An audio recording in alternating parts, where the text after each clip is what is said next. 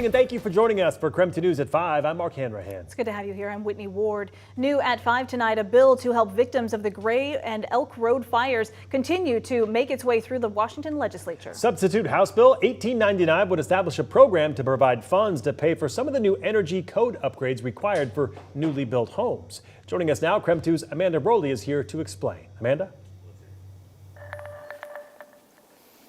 Well, for the residents impacted by Spokane County's wildfires last summer, there is a key thing they need to know. They need to submit their permits for rebuilding their homes by March 15th. If they miss that deadline, they will be required to build their new homes under the state's new updated energy codes. And that could mean an additional tens of thousands of dollars to build these homes. And that is why this new substitute bill, 1899, it seeks to help offset the cost of some of those new requirements.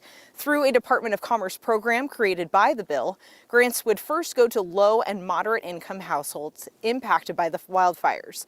John Altide is rebuilding his home in Medical Lake, and he welcomes all and any support.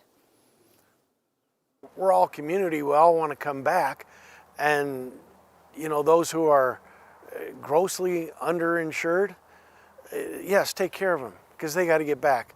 Whatever it takes for you to get back in the house and back to, as you said, back to normal.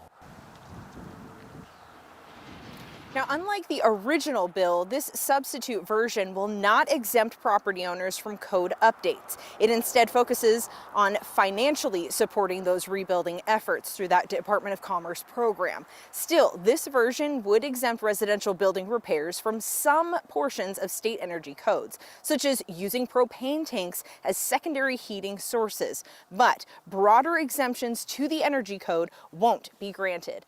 Now, this bill has already passed in the House with near unanimous support. It's now sitting in a Senate committee. Now, this bill has until Friday to make it out of Senate and back to the House. The last day of the Washington legislative session is on March 7th. Reporting in Medical Lake, Amanda Broley, KREM 2 News. Amanda, thank you. And taking a look at weather now, you may have seen some graupel around the inland northwest, or maybe you saw a beautiful sunny day. I think I kind of saw both at some points today. To tell us more about the upcoming forecast, let's get right to Chief Meteorologist Jeremy the Good. Jeremy, did you get graupel at your house this afternoon? I did. I also did reading. I've been reading since I last was on TV. Oh. Good job. Congratulations. Flacco died because he flew into a Manhattan high-rise. Oh, no. Yeah. That's not the update I wanted. Why are you... I had to know. I had to know. Okay. How about that graupel? Yeah, okay, let's talk graupel. It grappled. I'm all sad now. I shouldn't have read. Why did I need to know? All right, so anyway, our temperature sits at 37, a little bit of snow and graupel being reported at the National Weather Service. Thomas just texted me, it's graupling at my house. So it's graupling at Thomas's house as well. So yes, we are seeing it all over the region. A little bit of snow coming down in places down to our south, but there it is. It's a isolated little cell. There's Thomas's little graupel cell right there. Yep, so if you're wondering where Thomas lives, he lives right around there in that general area. Overall, it does look like all of this kind of winds down and moves out tonight. Scattered graupel doesn't really amount to much. If you're down in places like Pomeroy and Lewiston, you might actually see a little bit more activity. Even Pullman, Moscow, Coeur d'Alene, you might wake up to a little bit of light snow on the cars. Not really enough to impact anything, but a little bit nonetheless. Tomorrow starts out sunny, but clouds eventually build and they take over.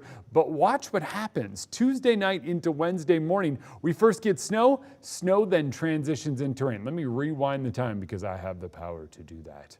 Notice it starts early in the morning as snow, but it eventually turns into rain downtown and then eventually here on the South Hill. So snow turns to rain on Wednesday.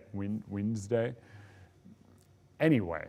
Temperatures climb. Tomorrow, it's a little bit cooler, 37 for a high, 46 for a high on Wednesday, and rain continues into Thursday along with some of that wind.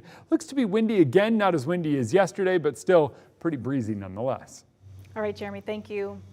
There's been a lot of talk about the potential health effects of PFAS in the drinking water out on the West Plains. But it can be hard to know where to get accurate information and what to do with it. And that is why the West Plains Water Coalition is hosting an important question and answer meeting today with Dr. Bob Lutz. You'll likely remember him as the former health officer for the Spokane Regional Health District during the COVID pandemic. So tonight he will be leading a discussion open to anyone in the public who wants to learn more about exposure to PFAS and how to talk to your doctor. There's a lot of unknowns on both sides of the equation. Our hope is that this gives individuals an opportunity to understand how they can approach their provider, and also just kind of, if you will, try to feel comfortable with the unknowns. Dr. Lutz also says there is now a blood test that can detect how much PFAS is in your body. KREM 2 told you how the EPA is now going to pay to test the private wells for about 300 property owners living in that priority testing zone. We've got more information on that right now on our website. Just head to KREM.com. And if you'd like to attend that meeting with Dr. Lutz, it starts in less than 2 hours at 7 o'clock tonight at the Hub in Airway Heights. And also coming up on KREM 2 News at 6 tonight, I sat down with Dr. Lutz to find out why it's so important to learn as much as we can about PFAS right now. What we know tonight on KREM 2 News at 6.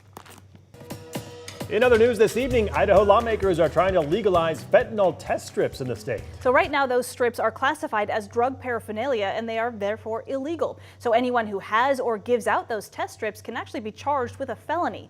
A bill, though, unanimously passed the Idaho House of Representatives last week and now moves on to the Senate for consideration. Also today, Governor Brad Little signed into law a bill to create mandatory sentencing minimums for anyone convicted of trafficking fentanyl in the state of Idaho.